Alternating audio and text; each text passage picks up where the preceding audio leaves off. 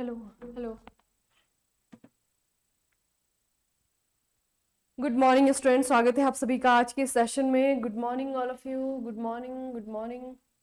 Start करें आज के सेशन को। Good morning all of you. तो बच्चे आई होप आप लोग उस स्ट्रैटेजी से चल रहे हैं जो मैंने आपको बताई है, ठीक है। क्योंकि बच्चे अगर अभी आप लोगों ने कमर कसना स्टार्ट नहीं किया ना तो बाद में बहुत ज्यादा लेट हो जाएगी, ठीक है, बहुत देर हो जाएगी और फिर संभलने का मौका नहीं मिलेगा। तो डेली कैसे भी करके अपने शेड्यूल से, अपने टाइम टेबल से आपको 1.5 घंटे जो है जीके के लिए निकालना है, ठीक है। एएलपी का भी एग्जाम है, जेई का भी एग्जाम है, दोनों जगह जो है आपकी क्लासेस आपकी काम आएंगी, ठीक है। दोनों जगह जो है आपका पढ़ा हुआ जीके पढ़ा हुआ काम आने वाला है, ठीक है। तो चलिए बच्चे, आज हमारा पेपर नंबर 2 है, ठीक है। सेकंड जो शिफ्ट है उसे हम करते हैं सॉल्व और देखते हैं क्या क्या क्वेश्चन जो है वो पूछे गए हैं और इनसे हमें क्या क्या याद रखनी है चीजें, ठीक है। देखिए बच्चे, ये प्रश्न है कि इनमें से किस केस में सुप्रीम कोर्ट ने कहा कि प्राइमरी एजुकेशन का फंडामेंटल राइट इंडियन कॉन्स्टिट्यूशन के आर्टिकल 21 के तहत जीने का अधिकार है, जीने का राइट है। अब ये फंडामेंटल राइट से क्वेश्चन बना है और ये क्वेश्चन बना है आपका अनुच्छेद 21 के बारे में, ठीक है। कि इनमें से कौन से केस की सुनवाई के वक्त सुप्रीम कोर्ट ने ये कहा कि जो बच्चे आपका जीने का राइट, ठीक है, जो बच्चे प्राइमरी एजुकेशन का फंडामेंटल राइट है, प्राइमरी एजुकेशन पता है ना, 6 से लेकर के 14 साल के जो बच्चे हैं उनको जो है बेसिक जो प्राइमरी एजुकेशन है वो लेने का उनका मौलिक अधिकार है, ठीक है। तो ये कौन से केस की सुनवाई के वक्त कहा गया था, ये आपको पूछा हुआ है। कौन से केस की सुनवाई के वक्त ये आपका कहा गया था, तो इसे आपको याद रखना है बच्चे। ये है आपका Unni Krishnan versus state of Andhra Pradesh, ठीक है। उन्नी कृष्णन बनाम स्टेट ऑफ आंध्र प्रदेश, इस केस की सुनवाई करते वक्त ये कहा गया था, ठीक है। इसमें आपका 1 नंबर का क्वेश्चन ये भी बनेगा कि जो प्राइमरी एजुकेशन का अधिकार है वो कौन से आर्टिकल में आता है, तो ये आपको याद रखना है, ये है आपका आर्टिकल 21, ठीक है। अब बच्चे कुछ केसेस के बारे में हम जल्दी जल्दी से पढ़ लेंगे जो यहाँ पे ऑप्शन में दिए हुए हैं कि केसेस किस चीज से रिलेटेड है। पहला है आपका पी सब्बामूर्ति बनाम भारत संघ। इसका संबंध है बच्चे आंध्र प्रदेश राज्य में राज्यपाल की नियुक्ति और उसकी शक्तियों से, ठीक है, कि राज्यपाल की पावर क्या है। तो इसकी सुनवाई करते वक्त सुप्रीम कोर्ट ऑफ इंडिया ने यह कहा, सर्वोच्च न्यायालय ने यह कहा कि जो प्रशासनिक न्यायाधिकरण है, यानी कि जो एडमिनिस्ट्रेशन है, जो एडमिनिस्ट्रेटिव ट्रिब्यूनल है, न्यायाधिकरण है, उनके पावर ज्यादा है बजाय कि गवर्नर के, ठीक है। अगर इस तरीके के जो आपके बॉडीज होती है ना, प्रशासनिक न्यायाधिकरण, किसी भी स्टेट में जो है कोई एडमिनिस्ट्रेटिव बॉडी है और उसके द्वारा अगर कोई डिसीजन लिया गया है, ठीक है, तो वो डिसीजन जो है आपके वो रद्द नहीं किए जा सकते गवर्नर के द्वारा। तो एक तरीके से क्या क्या किया सुप्रीम कोर्ट ऑफ इंडिया ने, जो राज्यपाल की शक्तियां हैं उनको कम कर दिया, ठीक है। तो ये आपको याद रखना है कि जो पी सब्बामूर्ति बनाम भारत संघ केस है वो किस चीज से रिलेटेड है। अगला जो केस है ये भी बहुत इंपॉर्टेंट है, ऑलरेडी एग्जाम में पूछा जा चुका है। ये है आपका नवतेज सिंह जौहर बनाम भारत संघ, ठीक है। याद रखिए, जो मैं बोल रही हूं ना शब्द उनको याद रखिए। ये है आपका नवतेज सिंह जौहर बनाम भारत संघ।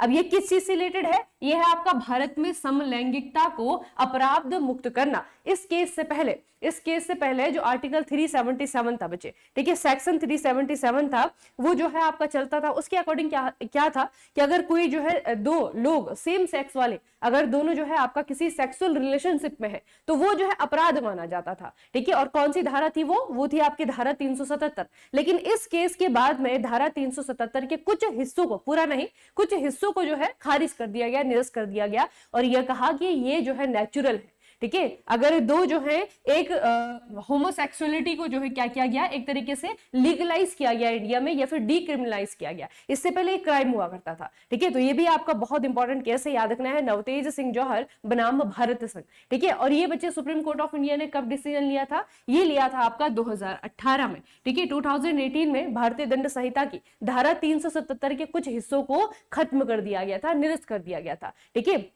आप लोग को पता होगा बच्चे, LGBTIQ है ना, ये जो है आपकी कम्युनिटी है, इसमें प्लस प्लस भी है, बहुत सारी जो है आपके इसमें और भी वो चीजें ऐड होती रहती हैं। तो ये जो है आपका क्या है, कम्युनिटी है, ठीक है। और इन कम्युनिटी को जो है अपराध मुक्त घोषित किया गया था सुप्रीम कोर्ट ऑफ इंडिया के द्वारा, कब, 2018 में, और इस केस की सुनवाई के वक्त।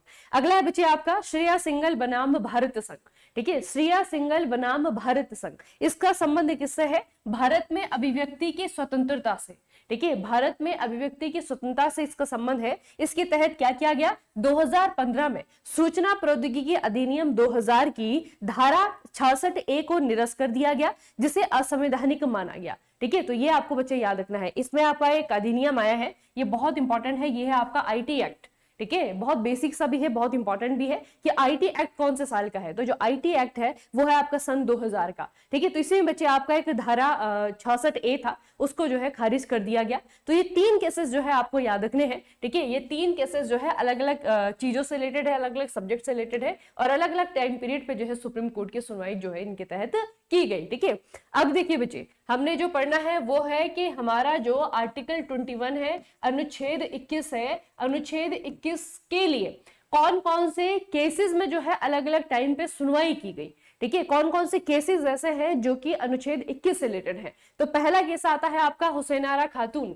ठीक है, हुसैनारा खातून बनाम बिहार सरकार, 1979 का आपका ये केस है। और इसमें क्या कहा गया, इसमें कहा गया, न्यायालय ने इसमें घोषणा की कि जो शीघ्र सुनवाई का अधिकार है। ठीक है, आप लोग देखते हैं ना कि भारत में जो है आपका इतना ज्यादा जो है केसेस है, और उनको सुलझाने के लिए जजेस बहुत कम है, कोर्ट बहुत कम है। ठीक है, तो केसेस जो है आपके वो सालों साल चलते रहते हैं, चलते रहते हैं।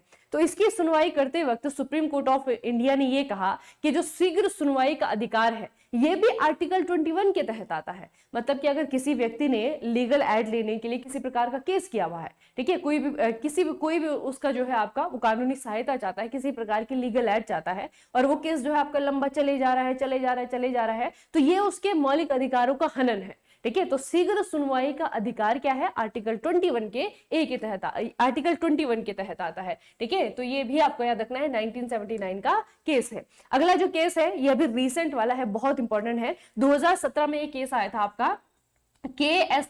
पुट्टस्वामी।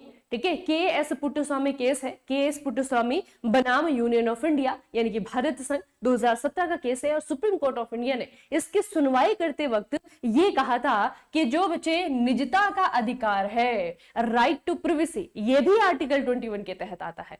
ठीक है, तो बच्चे ये आर्टिकल 21 जो है ना, ये मतलब एक बहुत बड़ा कॉन्सेप्ट है, इसमें बहुत सारी चीजें आती हैं। ठीक है, इसमें बहुत सारी चीजें, बेसिकली हमारी जो पर्सनल फ्रीडम है, व्यक्तिगत तो स्वतंत्रता है, वो इसमें आती है। अब व्यक्तिगत स्वतंत्रता में तो बहुत सारी चीजें आती हैं, तो वो बच्चे अलग अलग समय पे, अलग अलग टाइम पीरियड पे, अलग अलग केसेस के माध्यम से तो क्या करता है सुप्रीम कोर्ट ऑफ इंडिया, जो ये आर्टिकल 21 है उसको समझाता है। ठीक है, तो आर्टिकल 21 में जो है आपकी चीजें इंक्लूड की गई हैं, कब इंक्लूड की गई है ये आपको बच्चे याद रखना है। ठीक है, तो पहला आपका हुसैनारा खातून वर्सेस बिहार सरकार वाला केस है। दूसरा आपका के.टू. पुट्टस्वामी यूनियन गवर्नमेंट वाला केस है 2017 का। और उसके अलावा एक बहुत इंपॉर्टेंट केस है, ये थोड़ा पुराना सा केस है, 1978 में मेनका गांधी। ठीक है, Maneka Gandhi versus union of India का ये आपका केस है 1978 का।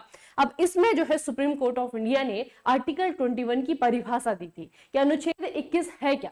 ठीक है, तो इसमें सुप्रीम कोर्ट ऑफ इंडिया ने कहा था कि जो आपका आर्टिकल 21 है ना, इसमें जीवन और व्यक्तिगत स्वतंत्रता का अधिकार सभी मानव अधिकारों में सबसे मौलिक है।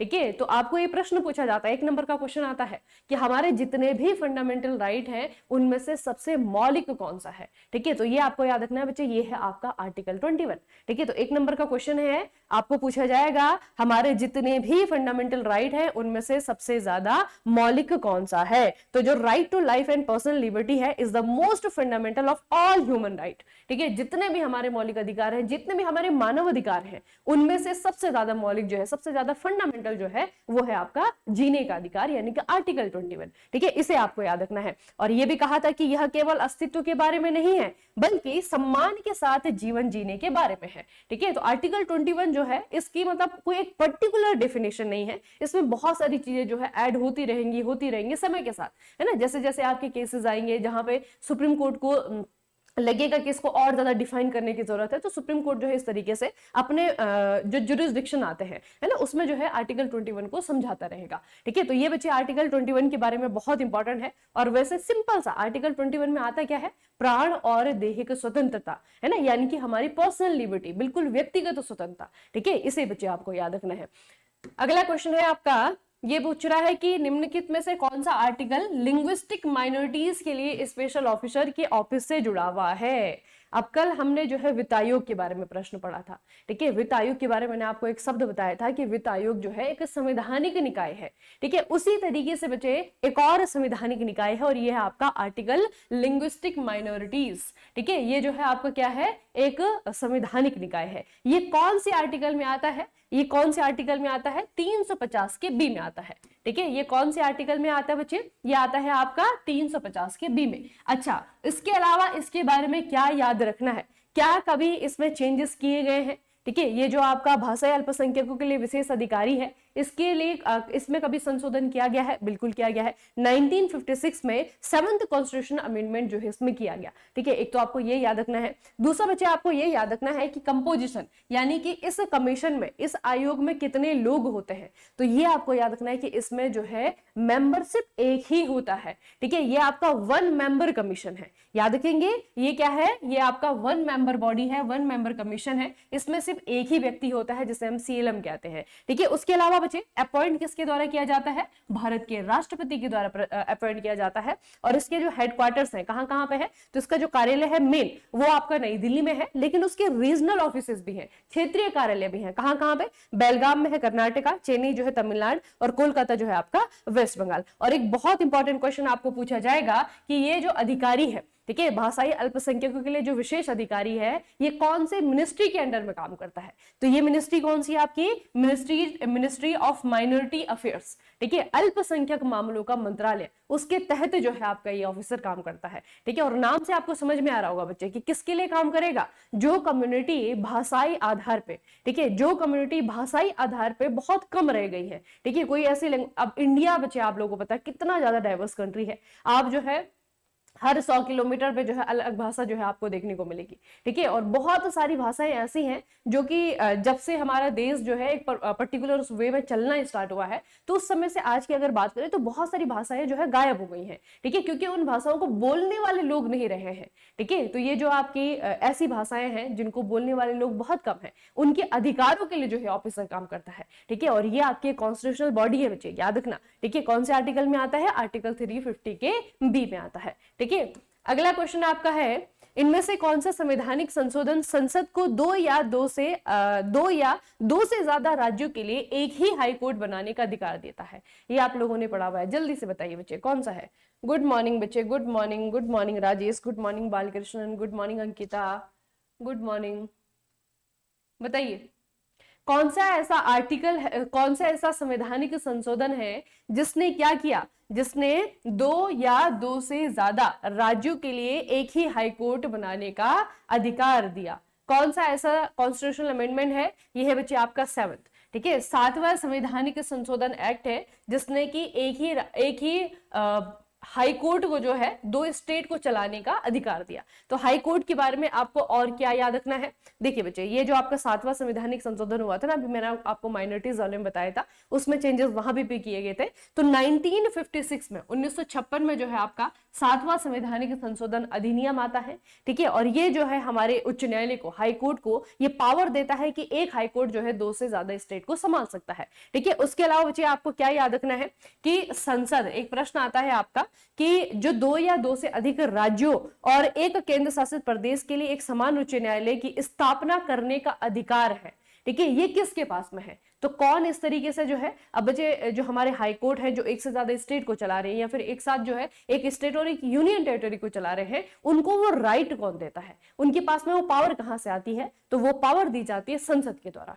ठीक है। 1 नंबर का सवाल है ये कि किसके द्वारा पावर दी जाती है, तो संसद जो है कानून बना करके, ठीक है, संसद कानून बना करके किसी भी हाई कोर्ट को इस तरीके की पावर दे सकता है। उसके बाद आपको क्या याद रखना है, उच्च न्यायालय कौन से आर्टिकल में आता है, ये आर्टिकल 214 से लेकर के 231 तक इसके संवैधानिक प्रावधान है, इसकी चीजें में, इसके बारे में जो है आपकी चीजें लिखी गई है। और वर्तमान में हमारे देश में जो है 25 हाई कोर्ट है, ये भी आपका फैक्चुअल फैक्ट है, ये आपको याद रखना है, ठीक है। तो ये बच्चे आपका उच्च न्यायालय के बारे में, और 1956 में ये 7वां संवैधानिक संशोधन हुआ था, इसे भी आपको याद रखना है। अगला है आपका, खिलाफत कमेटी बॉम्बे में बनाई गई थी, खलीफा की कानूनी ताकतों की रक्षा करने के लिए कौन से साल में और कौन से महीने में, ठीक है, ये है आपका खिलाफत कमेटी।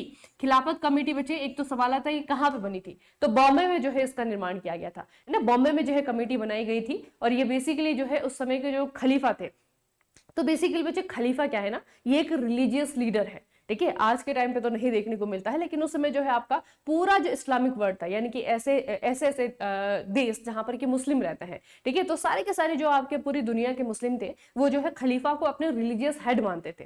ठीक है, तो उस समय जो है आपका ये विश्व युद्ध चल रहा था, पहला विश्व युद्ध चल रहा था, और उस विश्व युद्ध में जो है आपका खलीफा के पद को ब्रिटेन ने और उसके जो बाकी के जो सहयोगी देश थे उन्होंने जो है खलीफा के पद को जो है आपका खत्म कर दिया था एक तरीके से।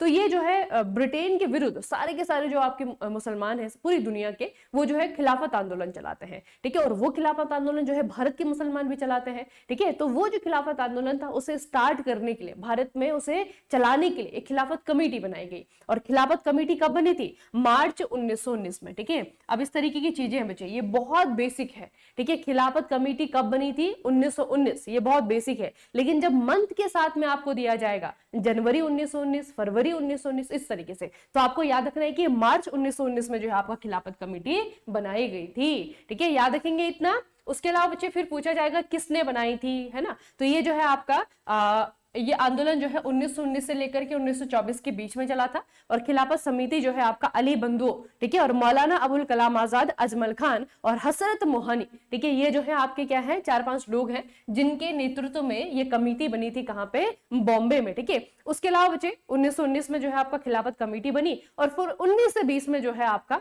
इन्होंने, जो ये आपके मुस्लिम लीडर थे, इन्होंने महात्मा गांधी को जो है खिलाफत आंदोलन का मेन लीडर मान लिया। और फिर महात्मा गांधी ने असहयोग आंदोलन को और खिलाफत आंदोलन को दोनों को एक साथ जो है कांग्रेस के मंच से लॉन्च कर दिया। ठीक है, तो 1920 में जो है आपका दोनों के दोनों साथ चलने लगे। ठीक है, तो ये बच्चे आपको थोड़ा सा याद रखना है। और उसके अलावा नवंबर 1919, एक तो आपको मार्च 1919 याद रखना है जब ये आपकी कमेटी बनती है बॉम्बे में।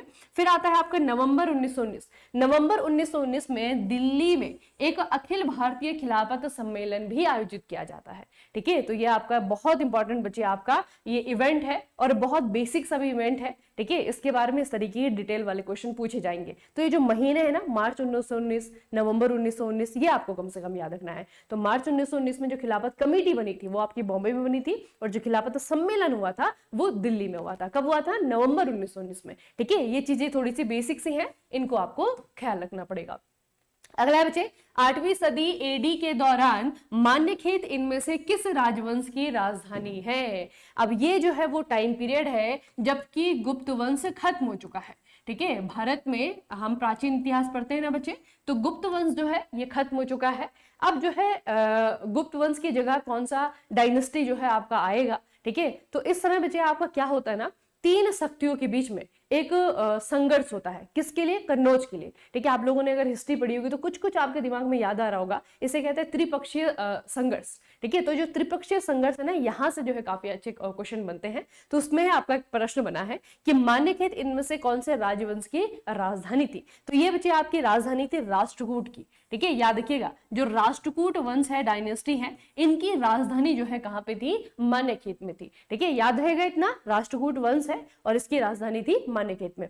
अब ये जो आपका राष्ट्रकूट वंश है ना, इसकी सिग्निफिकेंस क्या है? हर एक चीज की महत्ता होती है, इंपॉर्टेंस होती है। ठीक है, तो बच्चे इसकी सिग्निफिकेंस ये है कि हिस्ट्री में जो है आपका जब गुप्त वंश खत्म हो गया था उसके बाद में जो है त्रिपक्षीय संघर्ष देखने को मिलता है। और वो त्रिपक्षीय संघर्ष, इसका मतलब है कि 3 पार्टी है यहाँ पे। ठीक है, तो एक जो है आपका राष्ट्रकूट है, अभी तीनों के बारे में आपको बताती हूँ। ये जो है बच्चे आपके 3 जो है आपके शक्तियां थी जिनके बीच में कन्नौज को लेकर के जो है लड़ाई हुई थी। ठीक है, ये 3 कौन कौन सी शक्ति हैं? सबसे पहले है आपका पाल, ठीक है, फिर आपका गुज्जर प्रतिहार और तीसरा है आपका राष्ट्रकूट। ठीक है, तो पहले पाल डायनेस्टी के बारे में क्या याद रखना है? फाउंडर पूछा जाता है। तो पाल वंश के संस्थापक थे गोपाल। ठीक है, इनकी राजधानी कहां पे थी बच्चे? मुदगिरी या फिर आपका मुंगेर। आज जो मुंगेर है ना बिहार का, वो जो है इनकी कैपिटल थी मुदगिरी। ठीक है, कहां पे जो है इन्होंने रूल किया? तो बंगाल में और बिहार वाले क्षेत्र में इन्होंने रूल किया। ठीक है, इसको जो सबसे इंपॉर्टेंट रूलर है, शासक है, उनका नाम क्या है? धर्मपाल है। क्यों? क्योंकि धर्मपाल को जाना जाता है विक्रमशिला यूनिवर्सिटी बनाने के लिए।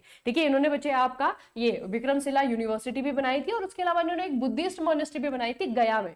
ठीक है, तो ये आपको याद रखना है। गोपाल जो है संस्थापक का नाम है, सबसे इंपॉर्टेंट रूलर है आपका धर्मपाल। ठीक है, ये हो गया आपका पाल वंश। उसके बाद में आता है आपका गुर्जर प्रतिहार डायनेस्टी। ठीक है, 730 से लेकर के 1036 तक जो है इन्होंने रूल किया। ठीक है, कहां पर रूल किया बच्चे? इन्होंने किया आपका कन्नौज वाले क्षेत्र में, जिसके लिए लड़ाई हो रही है। ठीक है, इनका ओरिजिन जो है बेसिकली जहां से ये उत्पन्न हुए हैं वो है आपका ये राजस्थान जोधपुर वाला क्षेत्र, लेकिन उस समय जो है उसे क्या कहा जाता है? मंदोर कहा जाता है। तो मंदोर वाले क्षेत्र में बच्चे इनका ओरिजिन माना जाता है, लेकिन धीरे धीरे उन्होंने क्या किया? एक्सपेंड किया। ठीक है, तो गुज्जर प्रतिहार वंश और इसके जो सबसे इंपॉर्टेंट रूलर है ना बच्चे, वो है मिहिर भोज। ठीक है, सिंपल सा प्रश्न बनेगा कि निम्नलिखित में से कौन से वंश से संबंध है मिहिर भोज का? तो मिहिर भोज जो है वो गुज्जर प्रतिहार वंश के राजा थे। उसके बाद में आता है आपका राष्ट्रकूट वंश। तो राष्ट्रकूट वंश, इनका जो ओरिजिन माना जाता है वो है आपका दक्कन वाला क्षेत्र, है ना। ये आपका महाराष्ट्र हो गया, थोड़ा सा मध्य प्रदेश, थोड़ा सा तेलंगाना, ये वाला जो क्षेत्र है, तो दक्कन वाले क्षेत्र में बच्चे इनका ओरिजिन माना जाता है। और इनकी जो कैपिटल है वो है मान्यखेत। ठीक है, मान्यखेत जो है बच्चे इसकी कैपिटल है, और ये माना जाता है कि दांती दुर्ग, इसके संस्थापक के रूप में किसे जाना जाता है? दांती दुर्ग को। ठीक है, नाम याद रखना, दांती दुर्ग। उसके अलावा बच्चे आपका कृष्ण प्रथम, कृष्ण प्रथम के कार्यकाल में राष्ट्रकूट वंश के जो राजा थे कृष्ण प्रथम, इनके कार्यकाल में जो है एलोरा की रॉक कट गुफाएं बनी हैं। ठीक है, आप लोगों ने पढ़ा होगा जो एलोरा की गुफाएं हैं कहाँ पे है? औरंगाबाद में। अभी तो औरंगाबाद नहीं कहा जाता, संभाजी नगर कहा जाता है, महाराष्ट्र में है। ठीक है, और इन्हीं एलोरा की गुफाओं में भारत का सबसे बड़ा गुफा मंदिर भी है, जिसे हम कहते हैं कैलाश मंदिर। ठीक है, तो जो कैलाश मंदिर है बच्चे वो आपका महाराष्ट्र में है। तो ये चीजें आपको याद रखनी है कि जो आपका एलोरा की बनी है वो किसके टाइम पीरियड पे बनी है? राष्ट्रकूटों के टाइम पीरियड पे बनी है, और पर्टिकुलर जो राजा है वो है आपका कृष्ण प्रथम। ठीक है, याद रहेगा इतना। तो ये जो है आपकी तीन शक्तियां हैं, और इन तीनों के बीच में जो है बहुत लंबे टाइम पीरियड तक लड़ाई चलती रही। किस चीज को लेकर के? कि कन्नौज पे कौन रूल करेगा, है ना। कन्नौज बच्चे आज हम कहें, अगर कन्नौज की बात करें तो कन्नौज को इत्र का शहर कहा जाता है ना। यूपी में जो है आपका है, बहुत सारे प्रकार के यहाँ पे इत्र बनाए जाते हैं, है ना, इत्र नगरी से कहते हैं। तो कन्नौज के लेकर के जो है तीनों के बीच में लड़ाई हुई। ठीक है, यहाँ पे आप देख सकते हैं बच्चे, ये देखिए, आप जो ग्रीन वाला है ना, ये गुज्जर प्रतिहार है, ये जो आपका ब्लू वाला है ये आपका पाल है, और नीचे से आ रहा है आपका राष्ट्रकूट, है ना। तो इन तीनों के बीच में जो है ये आपका कन्नौज है। इसको लेकर के जो है बहुत लंबे अरसे तक जो है झगड़ा हुआ, है ना, संघर्ष चलता रहा। जीता कौन? जीता कौन? गुज्जर प्रतिहार। ठीक है, जीता कौन? गुज्जर प्रतिहार। अच्छा, त्रिपक्षीय संघर्ष के बारे में, इसे कन्नौज त्रिभुज युद्ध के रूप में भी जाना जाता है। 8वीं और 9वीं शताब्दी में उत्तरी भारत में 3 प्रमुख साम्राज्यों के बीच में हुआ। बंगाल, बिहार के पाल, अवंती के प्रतिहार और दक्कन के राष्ट्रकूट, इन तीनों के बीच में हुआ। ठीक है, अच्छा, प्रतिहार सम्राट नागभट्ट द्वितीय, इसका नाम याद रखना बच्चे। ठीक है, जब ये त्रिपक्षीय जो संघर्ष हुआ वो समाप्त करने के तरीके से जाता है। कैसे खत्म हुआ ये संघर्ष? तो ये संघर्ष जो है आपका खत्म हुआ नागभट्ट द्वितीय के विजय के साथ। ठीक है, नागभट्ट द्वितीय जो है आपके विजय हुए, उन्होंने कन्नौज को प्रतिहार साम्राज्य की राजधानी बनाई। ठीक है, इसीलिए मैंने भी आपको बताया ना कि प्रतिहार की कैपिटल कहाँ पे थी? तो गुज्जर प्रतिहारों की राजधानी थी कन्नौज में। ठीक है, किसने बनाई थी? नागभट्ट द्वितीय ने। ठीक है, तो ये बच्चे आपको याद रखना है कि लगभग 3 शताब्दियों तक ये जो युद्ध चला ये फाइनली जो है आपका खत्म हुआ। ठीक है, तो इसे कहते हैं हम क्या? त्रिपक्षीय संघर्ष। ठीक है, बहुत इंपॉर्टेंट इवेंट है। और ये कब की बात है बच्चे? ये गुप्त वंश की बात की बात है। ठीक है, जब गुप्त वंश खत्म हो गया था ना, उसके बाद की बात है ये। ठीक है, अगला है आपका बौद्ध आर्किटेक्चर में विहारों का मुख्य काम क्या होता है?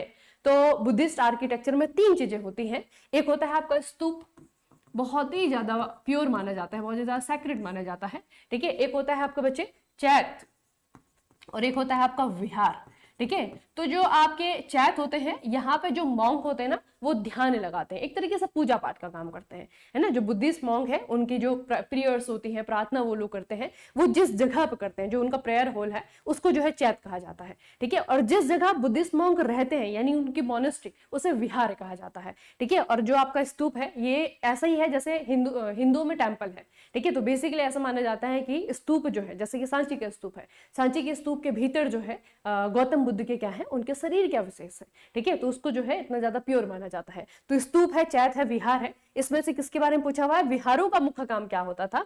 तो बौद्ध पुजारियों के रहने की जगह के तौर पर काम करना। ठीक है, तो ये क्या है? बेसिकली जहां पर कि बुद्धिस्ट मॉन्क रहते हैं। तो ये 3 चीज बच्चे याद रखना, ये है आपके बुद्धिस्ट आर्किटेक्चर से रिलेटेड। ठीक है, अब बौद्ध धर्म के प्रचार प्रसार के लिए हमारे देश में बहुत सारी चीजें बनी हुई है, तो उनकी आर्किटेक्चरल मॉन्यूमेंट है ना, उनके जो आर्किटेक्चरल मॉन्यूमेंट है वो कौन कौन से हैं, है ना, क्योंकि बच्चे हिंदुज्म से रिलेटेड तो बहुत सारी मंदिरों को हम पढ़ते हैं, है ना, गुप्त टाइम पीरियड में बहुत सारी मंदिरें बनी, फिर जो है आपका जब मुस्लिम वर्ड स्टार्ट हुआ यहाँ पे, मुस्लिम रूल स्टार्ट हुआ यहाँ पे, तब जो है आपका मुगलों के टाइम पीरियड पे तो हम बहुत ही सारी चीजें, उनकी स्थापत्य कला में सबसे ज्यादा चीजें बनी है ना। लेकिन बुद्धिस्ट आर्किटेक्चर को अगर आप देखेंगे तो कौन कौन सी चीजें हैं जो कि बुद्धिस्ट आर्किटेक्चर से रिलेटेड है, तो इसमें आपका क्या नाम आता है बच्चे, सबसे पहले आता है नालंदा यूनिवर्सिटी। कहां पर ये आपका, बिहार में है। किसने बनाया था, माना जाता है कुमारगुप्त ने बनाया था। ठीक है, फिर आपका है ओदंतपुरी, ये आपका कहां पे बच्चे, बिहार में है, गोपाल के द्वारा बनाया गया था। विक्रमशिला भागलपुर बिहार में धर्मपाल के द्वारा बनाया गया था। आपका सोमपुरी नॉर्थ बंगाल में, ये धर्मपाल के द्वारा बनाया गया था।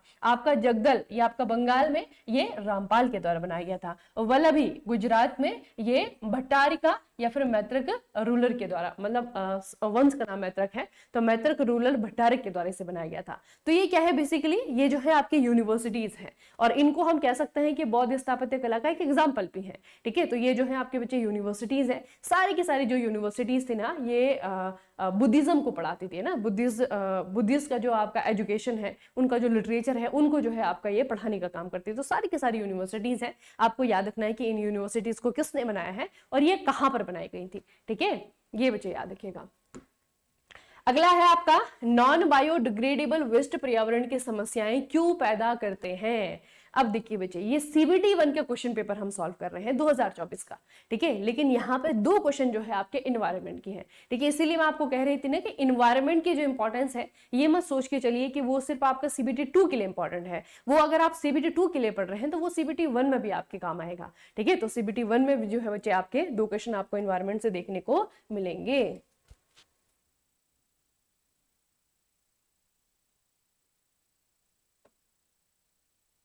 हाँ बच्चे, पीवाईक्यू हो रहा है, पीवाईक्यू हो रहा है। Good morning all of you, good morning, good morning. Video lag कर रहा है थोड़ा सा बच्चे, आप अपनी नेट की कनेक्टिविटी चेक कर लें। आप नेट की कनेक्टिविटी चेक करिए।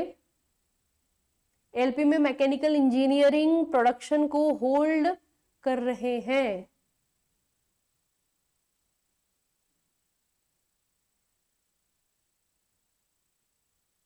मुझे समझ नहीं आई बच्ची आपकी बात। सतेंद्र, आप कौन होल्ड कर रहा है, क्या आप कहना चाह रहे हैं, पूछना चाह रहे हैं? आरआरबी जेईई में करंट अफेयर का कितना वेटेज है? आरआरबी जेईई में बच्चे करंट अफेयर का है 7 नंबर का, 6 नंबर का वेटेज। ठीक है, अभी हम पेपर सॉल्व कर रहे हैं, लास्ट में आपको मैं एनालिसिस टेबल दिखाऊंगी ना। कल के हमने जो पेपर सॉल्व किया था उसमें करंट अफेयर जो है 7 नंबर का था। ठीक है, आज वाले में देखते हैं कितने नंबर का है। तो ये जो है आपका नॉन बायोडिग्रेडेबल वेस्ट, यानी पूछा है कि पर्यावरण के लिए जो है किस तरीके से हानिकारक है। ये पर्यावरण के लिए जो है आपका किस तरीके से हानिकारक है। तो ये हानिकारक इसलिए है क्योंकि ये पर्यावरण में बहुत लंबे समय तक रहते हैं। अगर ये जल्दी से पिघल जाए, जल्दी से ये आपका डिग्रेड अगर हो जाए, तो फिर ये समस्या ही नहीं है। प्लास्टिक की आपको पता ना कितनी उम्र होती है, अगर वो कहीं पे पड़ा रहे तो आज से खरबों अरबों साल बाद आप उसे देखेंगे तो वैसे की वैसे ही आपको मिलेगा, है ना। तो इनकी जो है आपकी यही खामी है, जो नॉन बायोडिग्रेडेबल होते हैं, यानी कि जो आसानी से डिग्रेड नहीं होते हैं, गलते नहीं है, इनका अपघटन आसानी से नहीं होता है, जैसे कि प्लास्टिक। ठीक है, इनके पीछे यही रीजन है कि ये बहुत ही लंबे समय तक जो है आपका पर्यावरण में बने रहते हैं। अगला बच्चे, इंसानी कामों का पर्यावरण पर क्या असर होता है। और इन्वायरमेंट की एक और बहुत अच्छी बात, अगर आपको बेसिक कॉन्सेप्ट पता है ना बच्चे, तो आप अपनी समझ से जो है इसे कर सकते हैं, है ना। कोई बहुत ज्यादा जो है आपको पढ़ने की जरूरत नहीं पड़ती इसमें। ठीक है, आप बेसिक अंडरस्टैंडिंग से जो है इस तरीके के क्वेश्चन आराम से कर सकते हैं। अच्छा, तो बताओ ह्यूमन एक्टिविटीज, जो इंसानी काम है, उनका पर्यावरण पर क्या असर होता है। अच्छा, ये है कि ओनली अ पॉजिटिव इंपैक्ट, सिर्फ अच्छा ही असर होता है। ठीक है, नो पे कोई भी असर नहीं होता है। They help in waste disposal. ठीक है, इंसान क्या करते हैं, कचरा निपटने में, कचरे का निपटान करने में मदद करते हैं। फिर आपका वे पर्यावरण प्रदूषण में योगदान देते हैं, यानी कि पर्यावरण प्रदूषण फैलाते हैं। बताओ बच्चे, क्या आएगा, क्या आएगा। अब देखो, वैसे कचरा निपटान में तो हम काम करते हैं, लेकिन जितना कचरा निपटा रहे हैं हम, उससे ज्यादा तो बढ़ा रहे हैं, है ना। तो जो एनवायरमेंटल पॉल्यूशन है बच्चे, अगर सोचे कि इंसान ना हो हमारे देश में या फिर कहीं पे भी पूरी दुनिया भर में, अगर इंडस्ट्रियल रिवोल्यूशन ना हुआ हो, है ना, गाड़ियां हमने ना बनाई हो, हम जो है धुआं नहीं छोड़ रही है हमारी गाड़ियां, ठीक है, तो कितना ज्यादा पॉल्यूशन कम हो जाएगा। तो हमारी एक्टिविटीज से ही जो है पॉल्यूशन आया है। अगर इंसान ही ना हो, हम इंटरफियर ना करें नेचर में, तो किसी प्रकार का पॉल्यूशन नहीं होगा। ठीक है, तो इन जो बिल्कुल अप्रोप्रिएट आपका आंसर होगा वो होगा they contribute to environmental pollution. ठीक है, इंसान क्या करता है, पर्यावरण प्रदूषण में योगदान देते हैं, उसे बढ़ाते हैं। अगला बच्चे, इनमें से कौन सा राज्य मेलासिस बेसिन के नाम से भी जाना जाता है, जो कि सॉफ्ट अनकंसोलिडेटेड डिपॉजिट से बना है। अच्छा, एक स्टेट है, यहाँ पे अगर आप देखेंगे ना, यहाँ पे 3 जो है आपके बच्चे पहाड़ियां हैं।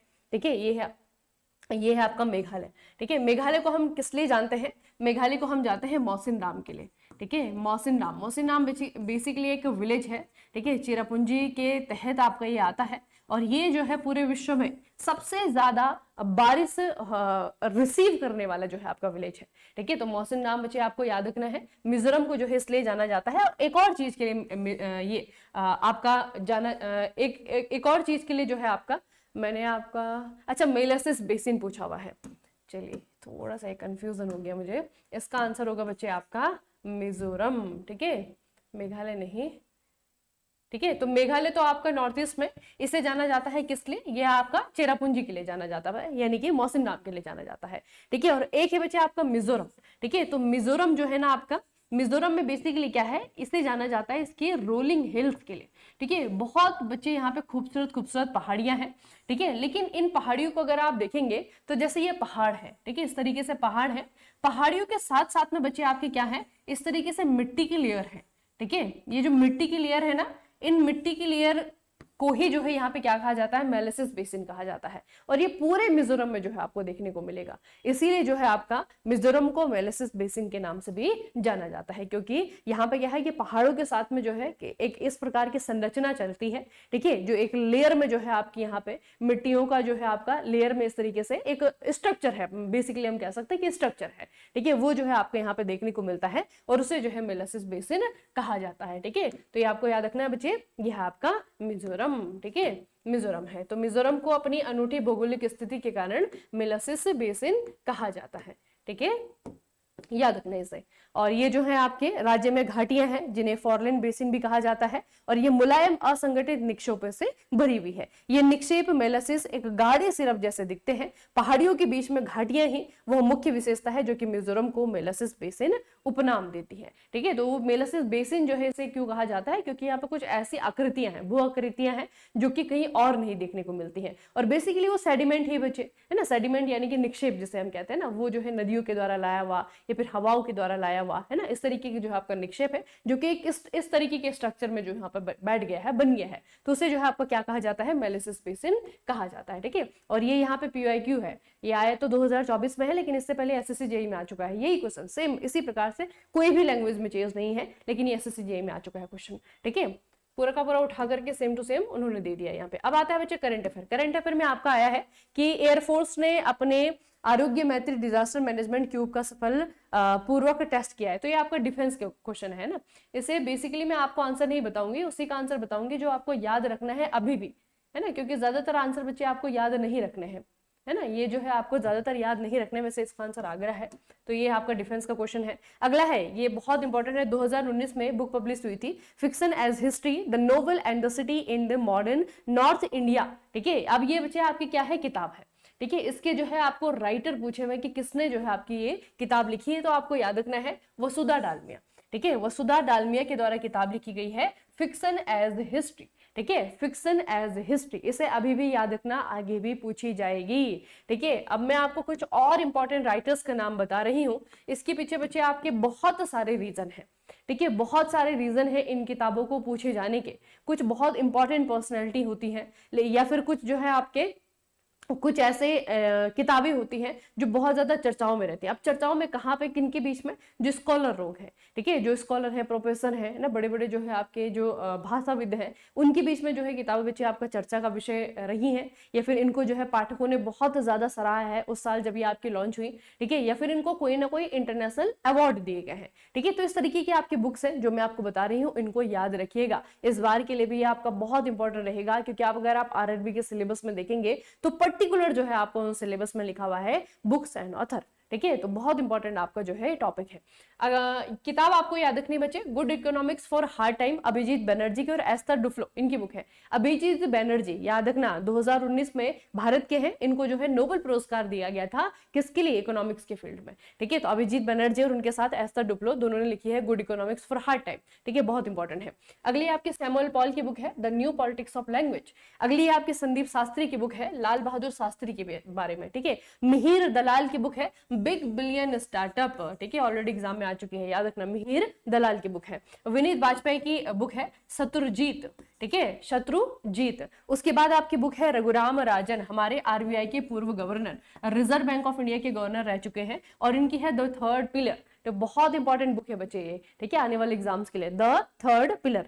अगली किताब है जयराम रमेश की, ये आपकी चेकर्ड ब्रिलियंस। ठीक है, a many life of VK Krishna Menon, Jairam Ramesh की बुक है। अगली है आपकी डॉक्टर मनमोहन सिंह, निधन हो गया है इनका, इनकी किताब है बच्चे आपकी India the past and the future, ये भी बहुत इंपॉर्टेंट है। ठीक है, तो ये जो है आपके कुछ इंपॉर्टेंट बुक्स है। इस तरीके से जो है हर सेशन में बच्चे बुक्स एंड ऑथर के क्वेश्चन आपको देखने को मिलेगा। ठीक है, और मैं जो है आपको हर दिन जो है नए नए ऑथर और उनके बुक्स बताती रहूंगी, आपको उनको याद करना पड़ेगा। ठीक है, तो अभी जो है जैसे सेशन आपका खत्म होता है, आपको क्या करना है, जो कल की पीडीएफ मैंने आपको दी है, ठीक है, पीडीएफ कहाँ पे मिलती है? पीडीएफ मिलती है आपकी टेक का नॉन टेक, ये जो है आपका चैनल है बच्चे टेलीग्राम, यहाँ पे जो है पीडीएफ मिल जाएगी। तो जितना आपके पास में बचा हुआ समय रहेगा, आपको क्या करना है, कल की जो चीजें होंगी उनको रिवाइज कर लेना है। ठीक है, अगला है इनमें से किस टीम ने 17वां एडिशन जीता है? तो अब तो ये पुराना हो गया, हम इस बार का याद रखेंगे। 2025 में किसने जीता है? ये जीता है आपका बेंगलुरु ने। ठीक है, आरसीबी, रॉयल चैलेंजर्स बेंगलुरु ने इस बार जो है आपका आईपीएल जीता है ना, विराट कोहली की टीम ने। अगला है बच्चे कपड़ा मंत्रालय की, चलिए रिपोर्ट है, ये भी आपका चेंज हो गया है, इसे आपको याद रखने की जरूरत नहीं है। और ये है आपका 2024 में जम्मू कश्मीर विधानसभा चुनाव में भारतीय जनता पार्टी ने कितनी सीटें जीती थी। अब देखिए बच्चे, एक ही टॉपिक है, वहीं से क्वेश्चन बना है ना। इससे पहले जो है आपका क्वेश्चन क्या बना था कि जम्मू कश्मीर में जो विधानसभा चुनाव हुए हैं उसमें दूसरे नंबर पे सबसे ज्यादा वोट पाने वाली पार्टी कौन सी थी? तो वो आपकी बीजेपी उसका आंसर था, है ना। और वही से क्वेश्चन बन गया कि बीजेपी ने टोटल कितनी सीटें जीती थी, तो बीजेपी ने 29 सीटें जीती थी। अभी तो खैर ये आपका रिलेवेंस नहीं है, ठीक है। अभी याद रखिएगा कि 2019 जब से जम्मू कश्मीर एक यूटी बना है, यूटी बनने के बाद पहली बार जो है जम्मू कश्मीर में विधानसभा के चुनाव हुए हैं। और ये बच्चे आम बात नहीं है ना। जितने भी आपके यूनियन टेरिटरी है ना, उसमें जो है अगर हम दिल्ली को छोड़ दें, अगर हम पुदुचेरी को छोड़ दें और जम्मू कश्मीर को छोड़ दें, तो किसी के पास में भी अपनी विधानसभा नहीं है। ठीक है, ये जो है आपके 3 ऐसे यूनियन टेरिटरी है जिनके पास में अपनी विधानसभा है, इसीलिए यहाँ पे जो है 5 साल बाद विधानसभा के चुनाव होते हैं। लेकिन जम्मू कश्मीर आपका यूटी बन गया था 2019 में, चुनाव हुए हैं आपके 2024 में। ठीक है, इसीलिए जो है आपका वो इतना ज्यादा इंपॉर्टेंस उस चीज को दिया गया है, क्योंकि बहुत समय से जो है यहाँ पे लोग मांग कर रहे थे कि विधानसभा के चुनाव करवाओ, और फाइनली जो है 2024 में वो हुए। ठीक है, और अभी जो है बच्चे वहां पे आपका एक गठबंधन की सरकार चल रही है। ठीक है, उमर अब्दुल्ला जो है वहां पे आपके सीएम है। ठीक है, और दूसरे नंबर पे जो सबसे ज्यादा वोट मिले हैं वो मिले हैं आपके ये बीजेपी की पार्टी को। ठीक है, और बाकी जो आपकी सरकार है उसमें आपके ये कांग्रेस की भी है ना, जो हम इंडिया अलायंस जिसे हम कहते हैं, तो इंडिया अलायंस की भी जो है कुछ पार्टीज कुछ सीट्स है वहाँ पे। ठीक है, आम आदमी की कुछ सीट है, उसके अलावा जो है आपका वहाँ पे जो लोकल है उमर अब्दुल्ला की पार्टी है, उसकी भी कुछ सीट है। तो बेसिकली गठबंधन की सरकार चल रही है। ठीक है, तो ये थोड़ा सा आपको याद रखना है कि जम्मू कश्मीर में आपका दूसरे नंबर पर जो है बीजेपी ने सबसे ज्यादा सीटें जीती थी, 29 सीटों के साथ में जो है second highest vote gainer party थी ये। ठीक है, अगला बच्चे आपका जापान के जाक्सा के साथ में मिलकर के किए गए लूनर पोलर एक्सप्लोरेशन मिशन का नाम क्या है, जैसे कि अक्टूबर 2024 में भारत के नेशनल स्पेस कमीशन ने मंजूरी दी थी। ये लुपेक्स है। ठीक है, इसका नाम लुपेक्स, इसे आगे के लिए भी याद रखिएगा। लुपेक्स बच्चे आपका एक ऐसा ज्वाइंट मिशन है जिसे कि भारत का इसरो और जापान का जाक्सा ये दोनों मिलकर के कर रहे हैं। ठीक है, ये दोनों जो है आपके क्या कर रहे हैं, मिलकर के कर रहे हैं, और दोनों जो है आपका लूनर पोलर एक्सप्लोरेशन है ना, लूनर ना समझते हैं ना, चांद के लिए जो है आपको भेजा जाएगा। ठीक है, तो इसे हम चंद्रयान 4 कह देते हैं। क्या कहते हैं? चंद्रयान 4 कहते हैं। ठीक है, याद रखें, इसका नाम क्या है बच्चे? लुपेक्स नाम है इसका। ठीक है, चलिए, तो आज का जो आपका एनालिसिस है इसमें हिस्ट्री में आपके 2 क्वेश्चन बने हैं, फ्रीडम स्ट्रगल और आपका जो त्रिपक्षीय संघर्ष है वहां से क्वेश्चन है, ठीक है। पॉलिटी में 3 है, फंडामेंटल राइट है, कॉन्स्टिट्यूशनल बॉडीज है और आपका अमेंडमेंट है, ठीक है। फिर आपका है जियोग्राफी, पहला एक ही क्वेश्चन बना है, फिजिकल जियोग्राफी से क्वेश्चन बना है ना। फिर आपका जो है इन्वायरमेंट है, 2 क्वेश्चन बने हैं, इन्वायरमेंटल पॉल्यूशन से ये दोनों क्वेश्चन है, ठीक है। और फिर आपका करंट अफेयर है, आज जो है करंट अफेयर से 6 क्वेश्चन बने हैं, बुक्स एंड ऑथर का है, साइंस एंड टेक का है, डिफेंस का है, स्पोर्ट्स का, रिपोर्ट और आपका स्टेट है, और एक आपका स्टैटिक का है जो कि आर्ट एंड कल्चर से रिलेटेड है, ठीक है। तो आज का जो आपका सेशन है बच्चे उसे हम यहीं पे फिनिश करेंगे। उसके अलावा अगर आप जो ये टॉपिक देख रहे हैं ना, जितने मैंने यहाँ पे लिखे हैं ये बहुत इंपॉर्टेंट टॉपिक है, और ये जो है आपके आने वाले एग्जाम्स के लिए भी, यानी कि 2025 के लिए बहुत इंपॉर्टेंट रहेंगे।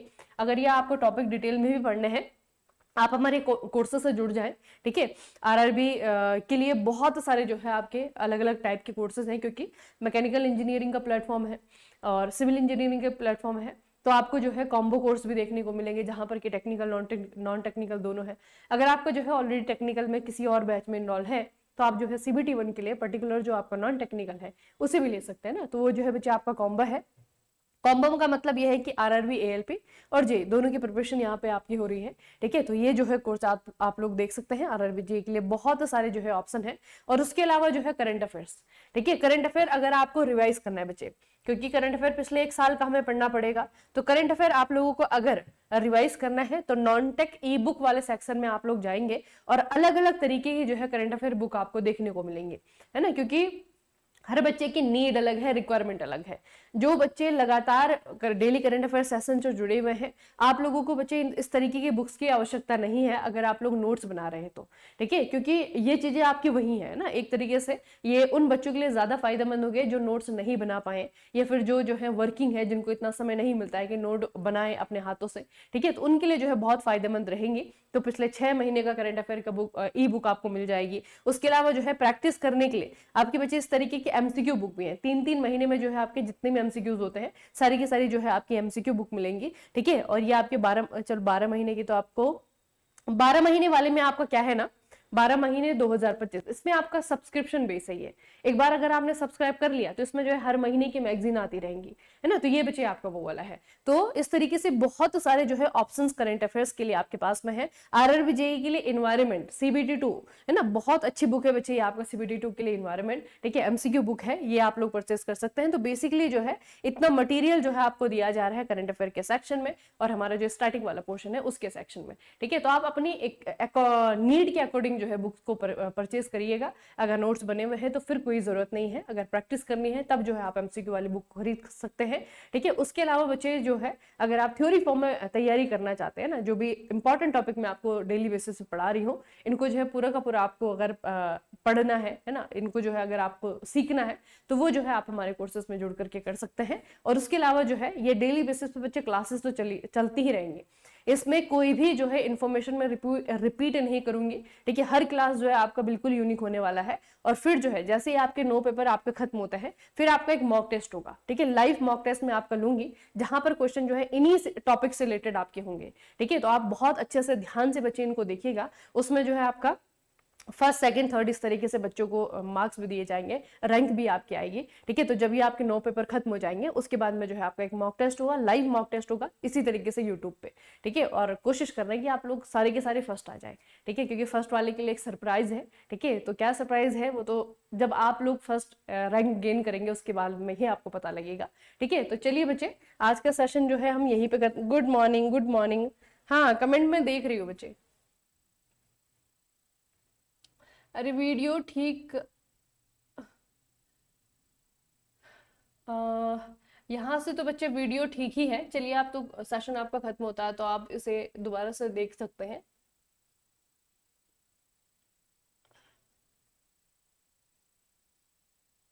JNK इलेक्शन से बहुत क्वेश्चन आ रहे हैं। हाँ JNK इलेक्शन से क्वेश्चन आ रहे हैं। सिविल में आज नहीं हो पाई बच्चे, सिविल में नहीं हो पाई, इसीलिए मैंने आपको यहीं का लिंक दे दिया था। CBT 2 का भी जीके, CBT 2 का भी वही मैं आपको कह रही थी ना बच्चे, CBT 2 का भी आप देखो कि यहाँ पे इन्वायरमेंट का क्वेश्चन आया है। ये 2024 का CBT 1 का क्वेश्चन पेपर है, 2 इन्वायरमेंट के क्वेश्चन निकल करके आए हैं, है ना। तो वेटेज जो है आपका, मतलब अगर आप 2 के लिए पढ़ते हैं तो इसके लिए भी आपको पढ़ना है साथ साथ में, ठीक है। तो ये जो बच्चे, हम बहुत जल्दी जब हम ये अभी सब्जेक्ट वाइज प्रैक्टिस स्टार्ट करेंगे ना, तो सब्जेक्ट वाइज प्रैक्टिस में आपके वो वाले सब्जेक्ट भी मैं लेकर के आऊंगी, ठीक है। कंप्यूटर भी होगा और आपका इन्वायरमेंट भी होगा, ठीक है। अभी तो हम CBT 1 के क्वेश्चन सॉल्व कर रहे हैं, तो उसके अकॉर्डिंग जैसे जैसे हमें टॉपिक मिलते जाएंगे वो हम साथ साथ में देखते जाएंगे, ठीक है। चलिए फिर आज का सेशन हम यहीं पे समाप्त करते हैं, मिलते हैं फिर कल के सेशन में। तब तक के लिए पढ़ते रहिए, बढ़ते रहिए, अपना खूब सारा ख्याल रखिए और रिवीजन करते रहिए बच्चे। कोई फायदा नहीं होगा सेशन देखने का अगर आप लोग चीजों को रिवाइज नहीं कर रहे हैं तो, ठीक है। रिवीजन करते रहिएगा। चलिए फिर मिलते हैं कल के सेशन।